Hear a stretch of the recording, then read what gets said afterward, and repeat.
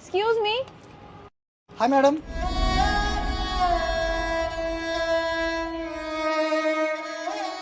वा वा वा वा वा, दाखवली आपली लायकी. सुंदर सुंदर. अरे विराज, हे करायचं होतं तुला.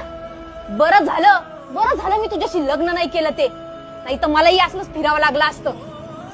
अगं जेव्हा आपण रिलेशन मध्ये होतो तेव्हा तुला हेच माझं काम आवडायचं ना.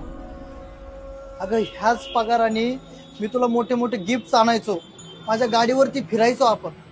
सगळं विसरून गेलीस तू. अरे पण तुला कॉलेजच्या काळामध्ये मी तुला सांगत होते, सुधार, काहीतरी ना मॅच्युअर लेवलचं काम कर, काहीतरी चांगले स्वप्न बघ, काहीतरी मोठं अचीव कर. पण नाही, तुला नाही जमलं ते करायला आणि हे करतोयस आता. 6 वर्षांचं रिलेशन तू विसरलीस. Excuse me. विराज, त्याच्या नखाची सुद्धा सर नाही तुला. तुम्हा मुलींचं बरं आहे, चांगला पैशावाला माणूस तुमच्या आयुष्यात आला ना